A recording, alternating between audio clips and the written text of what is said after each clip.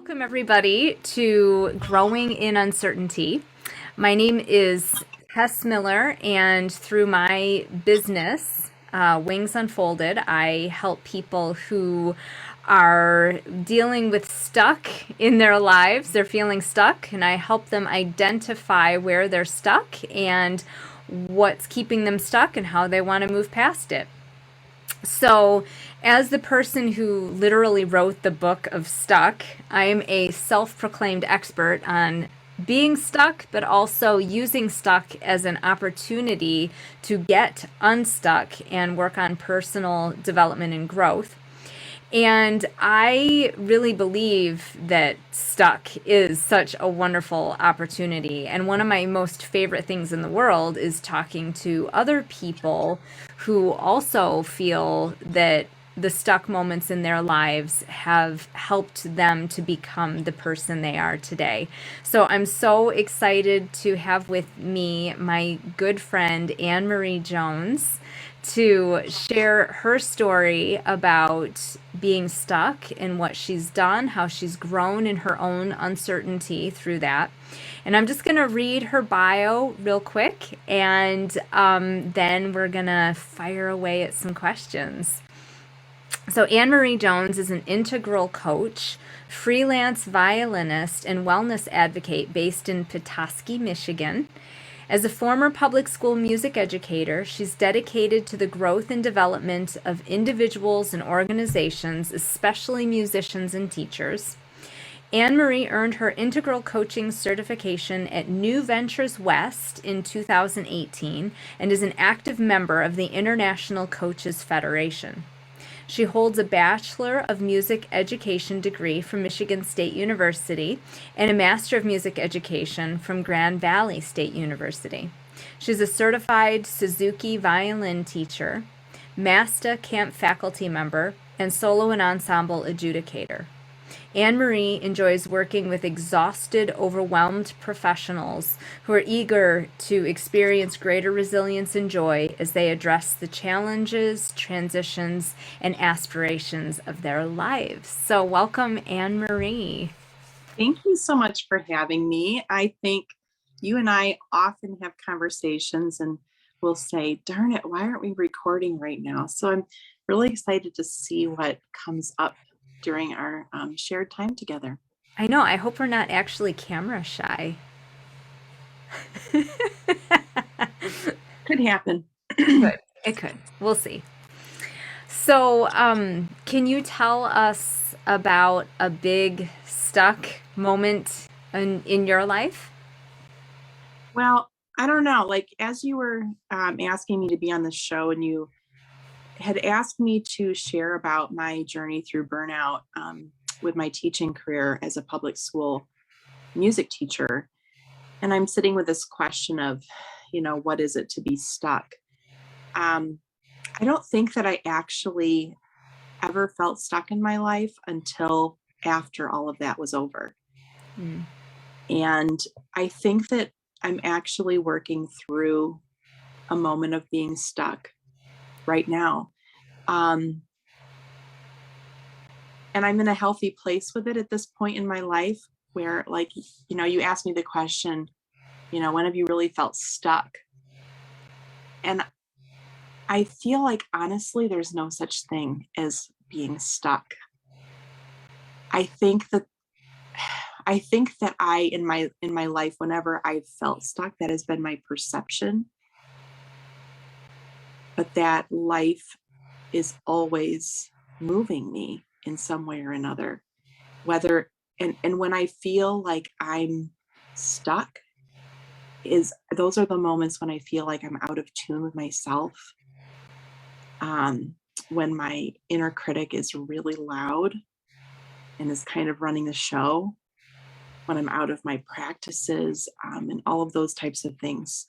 So, my experience as a teacher in that part of my life didn't feel like a story of stuck. It doesn't feel that way now, anyway. Mm-hmm. But I think in some ways what I'm going through now, post that career in trying to step onto a new path, could be, a story of working with stuck. Yeah. So tell me a little bit more about the idea of stuck being more of a perception rather than an actual experience.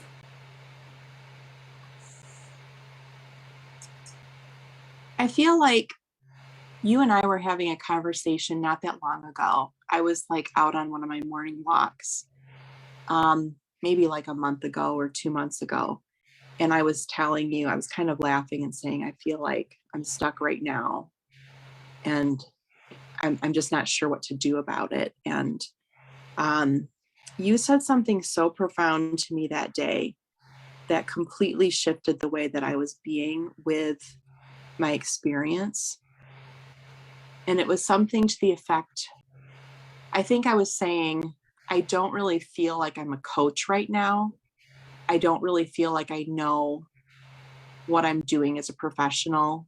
Um, but all I really know is that I I need to be gardening, and all of who I am is really focused on creating beauty in my home, um, caring for my family by feeding them mostly, um, doing these sort of domestic things, like kind of nesting down into the domesticity. And of course, John and I are in the middle of trying to move forward with our farm project. So it felt like at that time, all of my energy felt like that was where it needed to be. And I was feeling, I think, a lot of self judgment, like self criticism around where am I as a coach? Where am I with my coaching business? And you said to me something along the lines of, what if this that you're doing right now is your work as a coach, is your unfolding as a coach? And I really had to sit with that, um, and just feel that in all of myself. I feel like you have this magic about you with the way that you ask these questions that just, if I can just sit and allow what you've asked me or said to me to really land deeply, it just unfolds like a flower. Aw. And that was one of those moments where I went, ah, I think, looking at those kinds of moments where I get really self-critical, I think that I was in a moment where my inner critic was telling me that I needed to be or be doing in a way that was different than the way I was. Um, Gosh, if you're going to be a coach, then you need to be, sounding this way and, hustling in this way in the world. And none of that was feeling resonant at that time. And it's still not. Um, but I'm now giving myself this grace to just really gently follow. It's like I keep returning back to this same awareness. When I listen to my intuition and I follow whatever little nudge or impulse I'm getting, I'm going in the right direction. And that's why I feel like maybe I've never really been stuck, because when, it's been what, 5 years now since I just made the decision to walk away from that teaching career. When I look back at the person that I was then and what I was doing, I almost don't recognize that person. Mm-hmm. And there was so much fear at that time around embracing, and there still is, I'm not going to lie, around embracing my authenticity. Mm-hmm. There still feels like there's this tug of war within myself around, well, this is who I really am. And then the little voice creeps in and says, well, what value is that in the world? How do you make money doing that? You have to survive in this world. And I'm reaching a new level of just sitting with it and allowing, because I feel like I'm more okay with expressing who I am at a deeper level than I used to be. Does that make sense? 100%, yes. There's so many directions I want to go, but I have to choose one in this moment. But like, there were so many things that you just said that really, really inspired me and got me really excited. And I think one of those is the idea of authenticity in a career, or at least in a field as musicians, which we both are, where there's a lot of conformity that has to be established in, whether it's in our training or Mm-hmm. whether it's in the way we go about making careers for ourselves, regardless of how things have actually changed in the real world. There still seems to be this emphasis on the conformity of, this is how you follow these steps and it should lead you here. Mm-hmm. And I know you and I have had lots and lots of conversations about how the following those steps didn't feel right to us. There was something missing, or it just felt toxic, or it felt demeaning at times. And what you have to say about, you have never actually been stuck, but the times when you have felt stuck are, which is very different, are the times when you're not following your authenticity. Mm-hmm. It Mm-hmm. sounds like that's what you're saying. Mm-hmm. Mm-hmm. Yes, I think so. My understanding of myself at this point around this topic seems to be landing right there. And I also really like to think about this somatically. I was envisioning, as we were getting ready for this conversation tonight, I was feeling into, what does it feel like when I'm in that space? And it feels like I'm I'm trying really hard to strive and push forward towards something that I think is what I want. And it's like we have these two polar opposite um, aspects here. There's this striving, and there's this surrender. And I got this, the image of, I can't remember now which, and I hope that trademark or whatever doesn't ding me here, but in the Harry Potter movie, when Harry and Hermione and Ron are working together, I think it's like the Chamber of Secrets or something, and they're trying to like go through all these challenges to find whatever thing it is they're trying to find, and they get stuck in this plant that's like gripping them, and they're like trying to get out of it, and it keeps gripping them harder. And then finally Hermione realizes, you just have to relax. And she says, you just have to like surrender or let go, just let go. And she totally relaxes. The plant like drops her through. And then of course Harry and Ron are like, oh, Hermione, they're freaking out even more. And I think that I cycle through and have, really, it's really difficult to go between these two things. Because on the one deep resonant level, I know that when I surrender to the stream of my life, that what I want wants me to. I think something that Rumi maybe said, and things are always moving in that direction. But when I think that I know, like from this space, what I want and how to get there, I'm like there's a clench physically, maybe even mentally in that trying to like push forward, and it's almost like your head is down and you're just like, your shoulders are up and you're trying to go forward. And how many times has that gotten me, I get there and it's not what I want. It's not really what I want. And those are difficult spaces to navigate, right? Mm-hmm.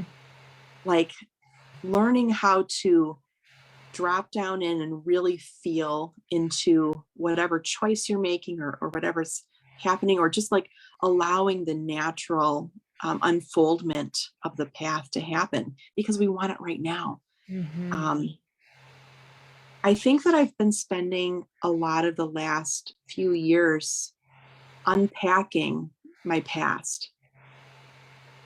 When I made the decision to step away from teaching in the capacity that I had been, I was thinking to myself, wow, this life that I have now looks nothing like what I wanted before.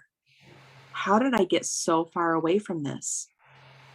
And I feel like in some ways now I'm actually creating the life that I had wanted when I was in college and when I was a young person, before I let that fear and that, well, you've got to be practical about your life, kind of step in. And it's like my whole life I had undervalued this, and Mm-hmm. I'd undervalued intuition. And I was operating from a head-centric position and just completely shunting off those other parts of myself. And I started it at a very young age.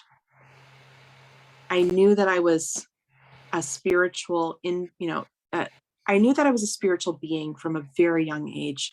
I knew that I was in tune with energies in nature at a very young age.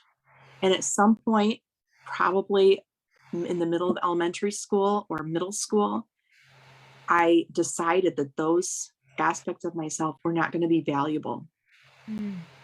They weren't going to help me be successful in school or in relationships or in work, career. And I just shut that stuff off. And then I became afraid of sharing those parts of myself openly with others, because, well, that's woo woo. And, you're going to get laughed at. So I shut all that stuff off. And, when I was in college, I had a really amazing female mentor figure. My college boyfriend's mother became a really important figure in my life. And I was kind of going through an awakening around, 19, 20 years old. And there was so much confusion in what I was experiencing. I think I was just expressing my confusion.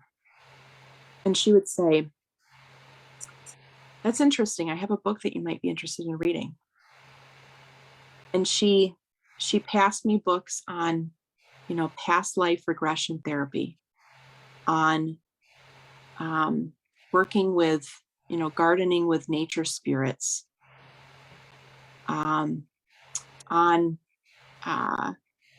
moving through the astral plane, and all of this stuff. I was so interested in reading this stuff. Like, what I was doing in college was oh, I don't even want to talk. I don't want to think about that stuff. I was just completely mesmerized by these materials. And at that time, I was saying, oh, this is all very interesting, but this isn't for me. That's for someone else.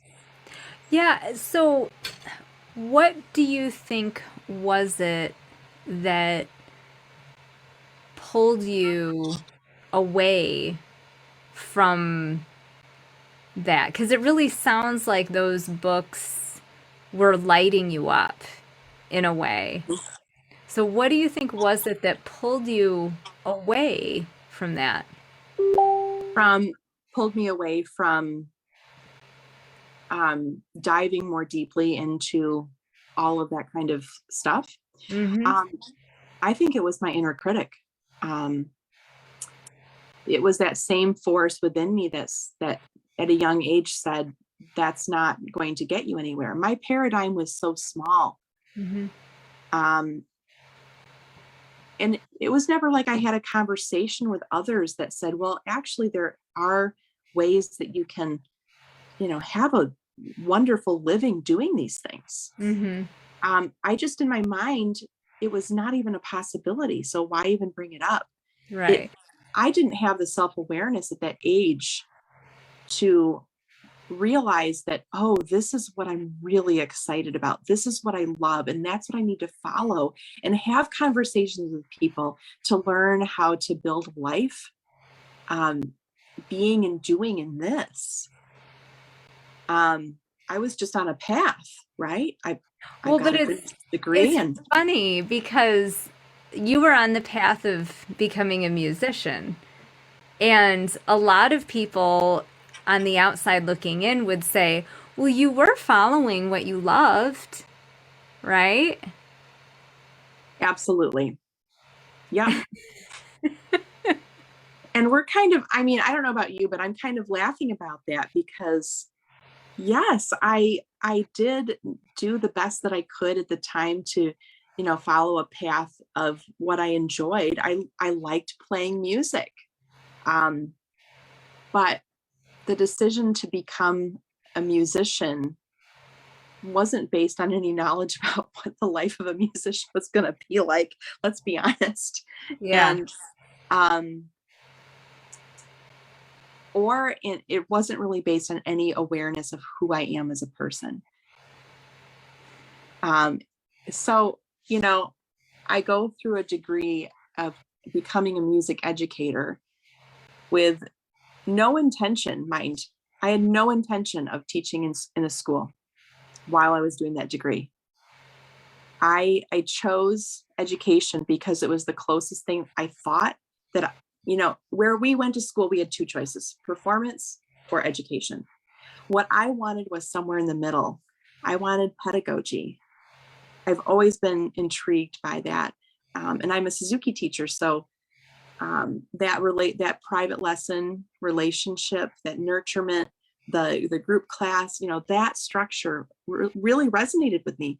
But that didn't fit in my mind in performance or in education. But education was the closest because you got pedagogy, right?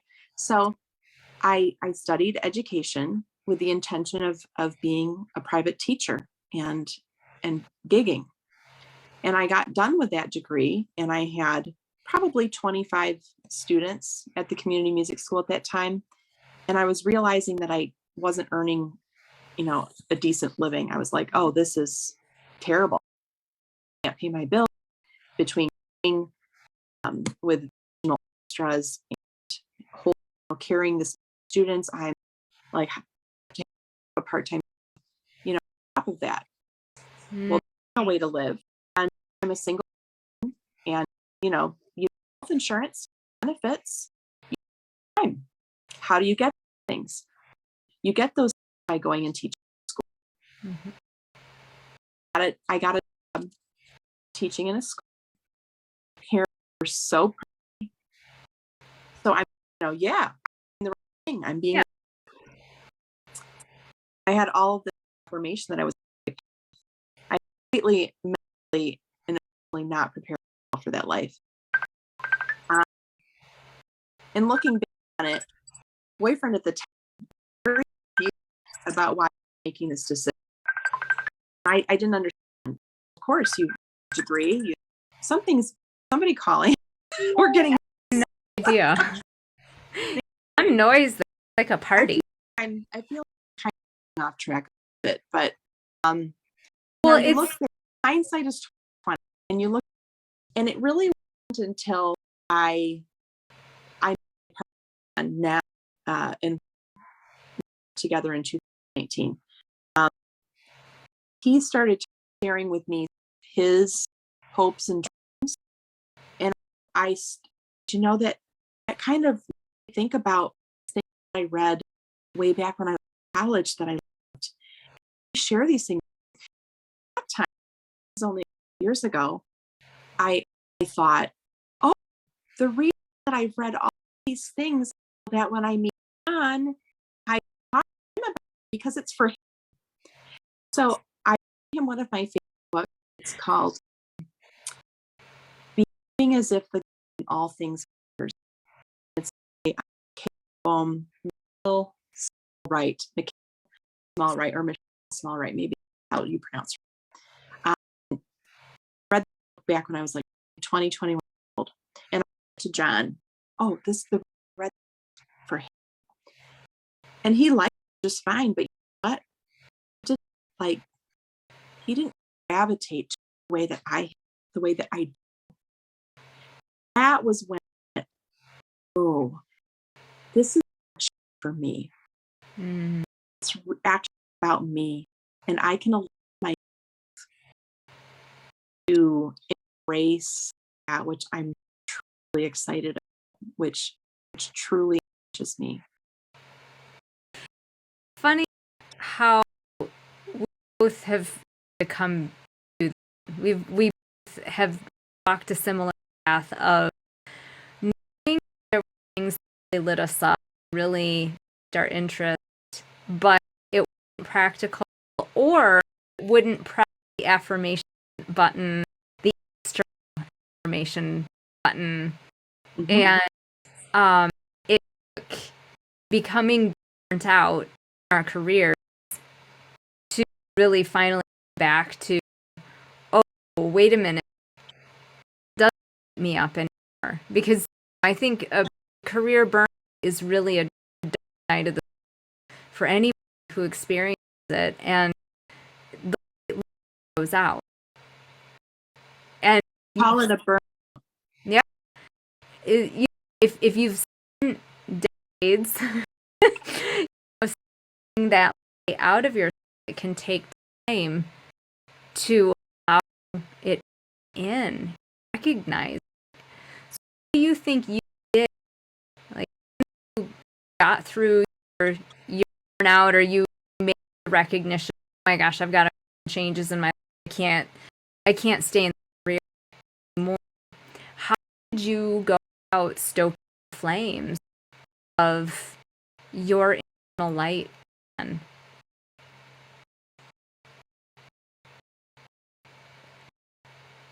I think when I was in the middle of being at that crossroads, I realized something about myself I had known for a long time. And I like my question to myself was something like this.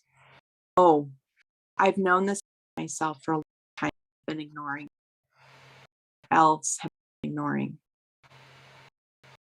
I realized that I was feeling some nudges from my intuition that I hadn't been paying attention. Just said, all right. So if I haven't been paying attention to myself, these other things, now I'm going to see what you got. There was, I started reading about developing intuition, because intuition is something we all have. And it's spiritual experiences that at one point in my life, I made special. I began to realize were normal human experiences that we all have access to. We all have this intuition, but it's some people have very highly developed intuition because they cannot listen to it and follow it, and others have just ignored it for so long that they don't have it. Started listening to intuition, and the first things that I had was impulse to go to the West Coast, and I've been seeing myself like a cliff thing, overlooking the ocean, the West Coast, and I kept seeing that. So I was like, okay, well, going to the West Coast. So I was to explore what I might possibly do after my career. I had never known anything about, and something I at that point scoffed. I was like, oh, coaching, coaching, coaching. That's not even real. That's ridiculous. Someone said to me, oh, you might want to consider this. It's like, really a thing. So I started exploring coaching school, and the credentials are very important to me as an educator. And I found a program that girl with the only reason it's important to me because I'm a fan of Ken Wilber's and an integral philosopher. I think his name. So I was like, oh, that's got to be good. To San Francisco to explore a coaching school, and I did immediately. Like I literally walked out the door, coaching, ran out the door like, yeah. You know, then I got on a flight to San Francisco and was sitting in coaching school, the most beautiful process of coaches going through their final training where they were certifying. And I was observing, blew my away. I was like, people that I do naturally didn't even know really a thing. They're like seeing into this person and helping this person to unfold and self-actualize. Oh my God, these are people. This is my tribe. You've been 40 years of life, 38 at that point. And I felt knew that was it. And then the impulse of being a host was no longer there, because I had found where I was going to spend the next year of my life training to become a coach. And it was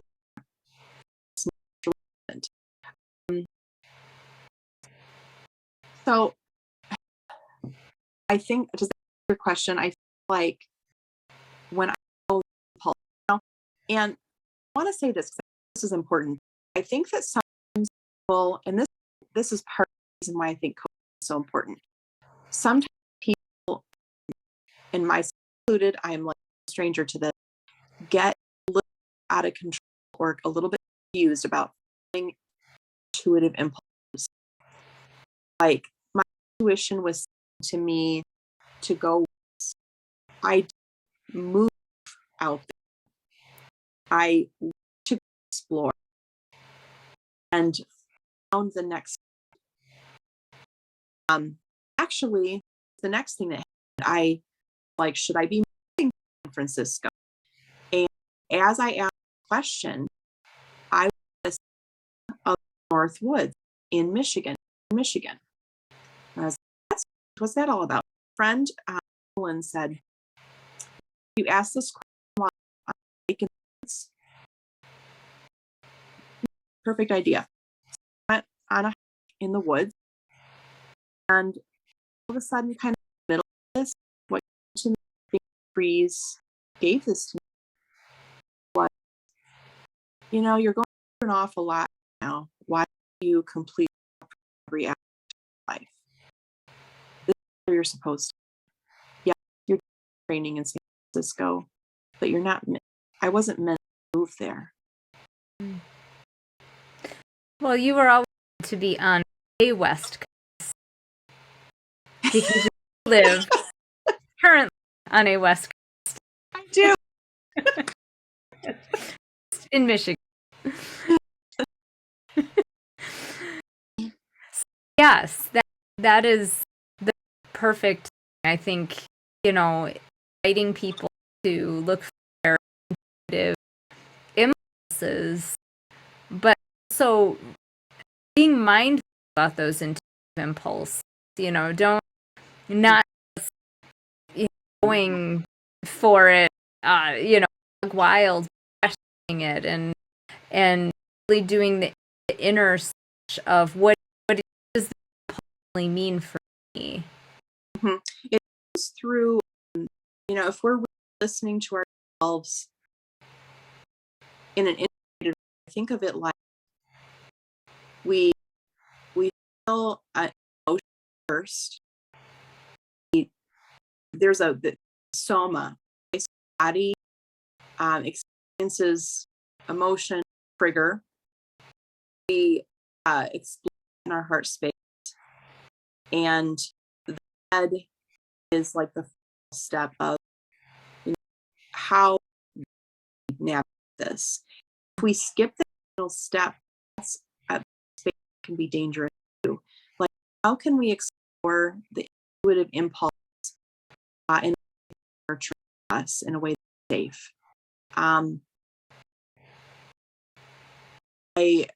While I was undergoing my coaching training, this doesn't usually happen either. In high school, each coach trainee had to take on a practice year, and that's usually a practice that's your coach.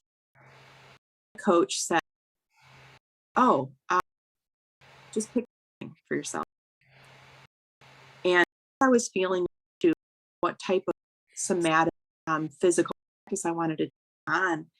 What was coming to me was like this myself I had hidden, and I'm just going there. So if you're sensitive, you might want to have a conversation.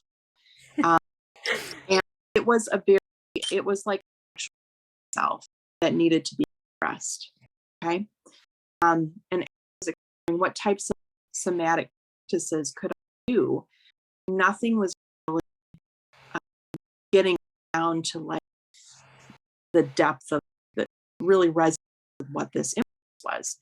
So I actually landed in taking dancing class, and I took dancing class as a somatic practice once a week for probably 6 months, 4-6 months, something like that. And that was exactly somatic practice I needed, as like exploring like belly dance or other types of like types of dance or whatever meant that had to be more sensuous. This myself, my inner self, that had never been let out of the box ever. I'd spent so many years of my life being, a teacher. Right. And don't do anything, don't say anything. Parts of my soul had been hidden away. So I was let out in what?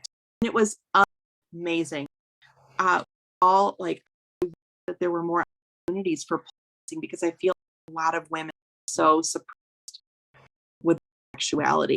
And this was a safe space to explore that. I was in probably a class of 4 or 6 of women being led by women, all Black women. It was in Detroit, was doing the class. I was like the only white person, which was amazing. I did, and I was learning how to move my body in ways that it really how to move, didn't move, it was very awkward, and it felt so soul-soothing that I would often cry at the end of class, and I thank you so much for offering this classes. I mean, they were just like, poor white lady. I had not to the depth of what soul was needed. If I had mistook that, can you imagine all the unhealthy ways that part of myself could have found expression? Right. In ways that could have been really harmful to my health and safety. And instead, I was really, my coach did come up with the idea, able to find a healthy container that was for expression of that part of the soul that needed voice. Right. Okay, so Harry Potter, like, you found part of your soul that had been, set aside in another, entity, and you were reclaiming it. Absolutely.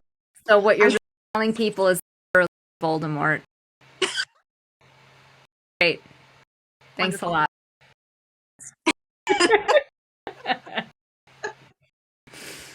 Okay. Well, Oh, that's then, great. now we know that. Now we forward. Yep. Yep. More. Wow. Thank you for sharing that amazing story, that amazing journey. And something else I wanted to ask about that, but we went the other road. Um, so what do you feel like you said you're currently going through a little stuck moments in your life? What do you think you are going to do about that?